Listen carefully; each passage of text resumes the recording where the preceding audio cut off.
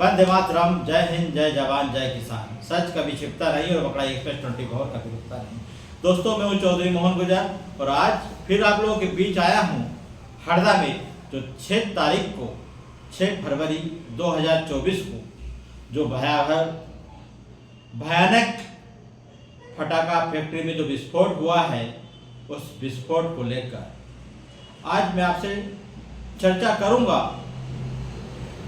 उस मौत के मंजर को लेकर जिसने 11 मजदूरों की जिंदगी निगल गया। दरअसल हरदा जिले में लंबे समय से बारूद की फैक्ट्रियां चल रही है। इन फटाकों की फैक्ट्रियों में अवैध रूप से बड़ी मात्रा में फटाका बनाया जाता था।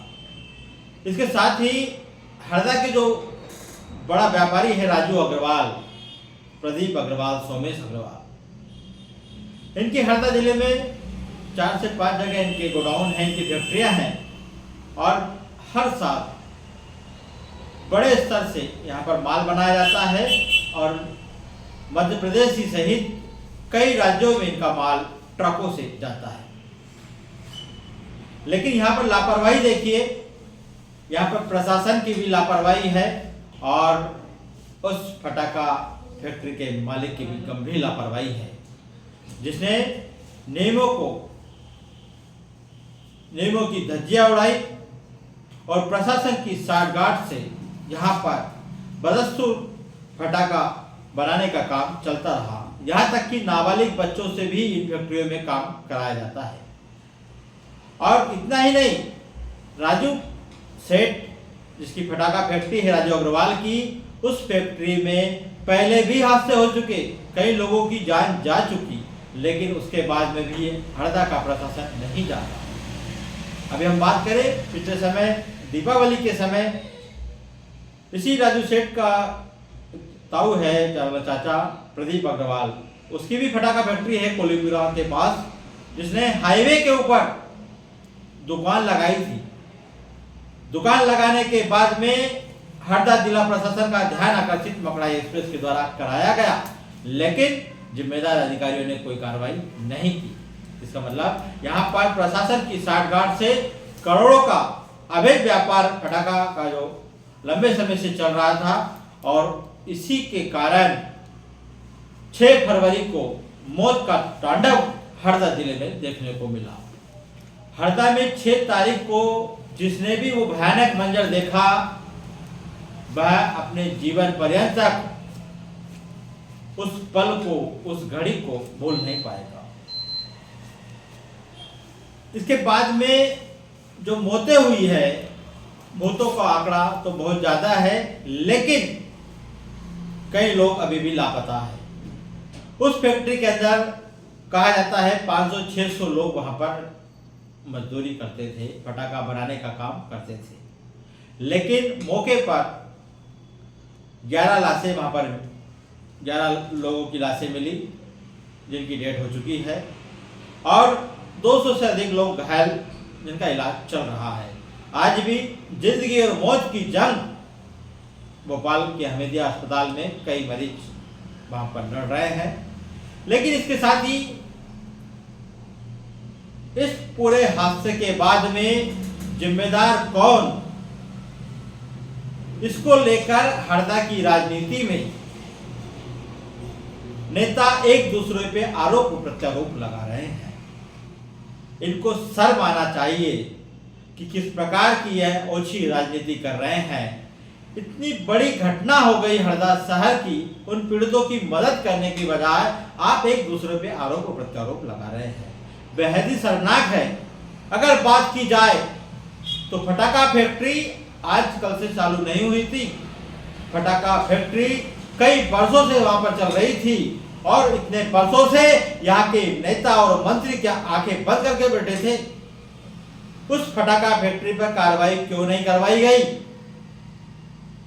यहाँ तक कि हरदा नगर पालिका भी भाजपा की है और उसके बाद में भी नगरीय क्षेत्र में लगातार बम बनाने का यह खेल लंबे समय से चल रहा था, जो कि नगरीय क्षेत्र है, और एक नगरीय क्षेत्र में अवैध फटाका फैक्ट्री चल रही है, बारूद का काम चल रहा है। उसके बाद में भी एक भी जिम्मेदार अधिकारी उस फैक्ट्री में निरीक्षण करने नहीं जाता।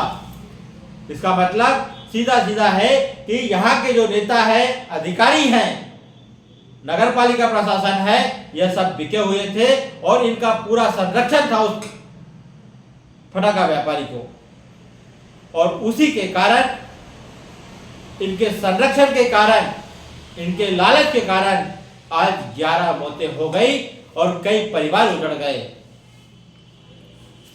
कई बच्चे अनाथ हो गए, जिनके सर पर पिता का साया उड़ गया, मां चली गई, किसी बहन का भाई चला गया।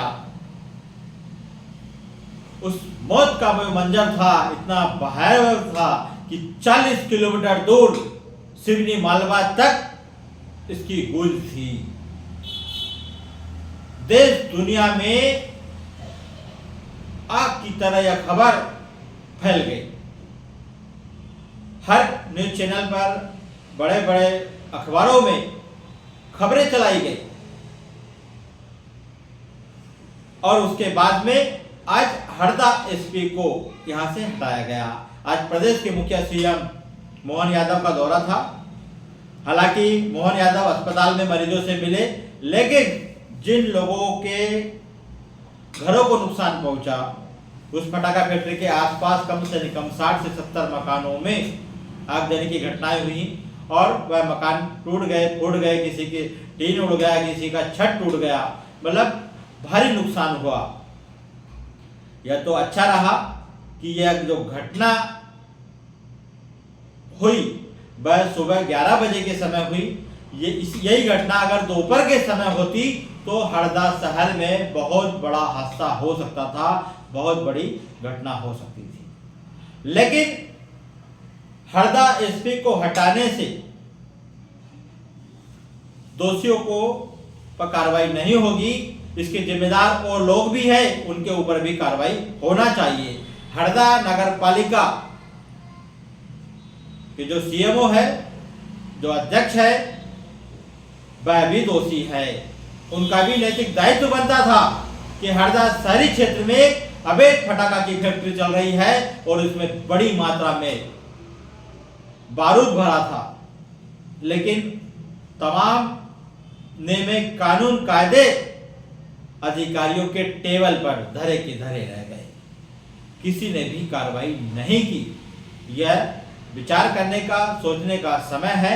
इसके साथ ही मैं आपको अवगत कराता हूं कि लगातार मीडिया के द्वारा इस मुद्दों को लेकर प्रमुखता से खबरें भी प्रकाशित की गई, लेकिन किसी भी अधिकारी ने इन खबरों को संज्ञान में नहीं लिया, न ही वो नेता और मंत्रियों ने संज्ञान लिया। अगर वो इस खबरों को संज्ञान लेते तो हो सकता था ये 11 लोगों की जो जाने गई थी वह नहीं जाती। यहाँ आज कांग्रेस के प्रदेश अध्यक्ष जीतू पटवारी भी आए थे। उनका आरोप है, उनका दावा है कि फैक्ट्री में लगभग 100 लाशें अभी भी मलबे में, मिट्टी में मिल गई। प्रशासन ने उसको मिट्टी में मिला दिया और प्रशासन झुठला रहा है, सही आंकड़े नहीं दिखा रहा है।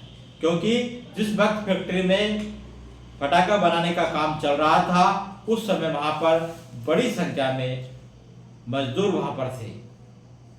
यहां तक कि जो ज्वालामुखी की तरह जो परमाणु जो विस्फोट हुआ है, बम का, बारूद का जो विस्फोट हुआ है, उसमें आप देख सकते हो कि 100 से 150 फीट ऊंचाई तक इंसानों के शरीर जो सब है वो उछले हैं और दूर जाकर गिरे हैं। भयानक हादसा हरदा में जो ट्रेन एक्सीडेंट हुआ था, उसके बाद में दूसरा हरदा जिले का सबसे बड़ा खतरनाक एक्सीडेंट, भयानक जो हादसा हुआ है वह ये हुआ है। इसके साथ ही अब देखना होगा कि हरदा जिला प्रशासन में जो दोषी अधिकारी हैं उनके ऊपर क्या कार्रवाई होती है, क्योंकि फटाका फैक्ट्री मालिक तो दोषी है ही, उसको तो उस पर कार्रवाई होना चाहिए, रासुका भी लगना चाहिए, क्योंकि पूर्व में भी जो घटनाएं हुई है 8 से 10 लोगों की मौतें हो चुकी है। उन तमाम मौतों के बाद में भी लगातार उसका जो लाइसेंस है वह जिला प्रशासन के द्वारा रिन्यू किया गया, जबकि जिला प्रशासन को पता था कि शहरी सीमा के अंदर फटाका फैक्ट्री चल रही है। अभी दीपावली के समय जीएसटी की टीम भी यहां पर आई, लेकिन उस समय भी आंकड़े छुपाए गए, कितना अवैध स्टॉक था वो सब छुपाया गया।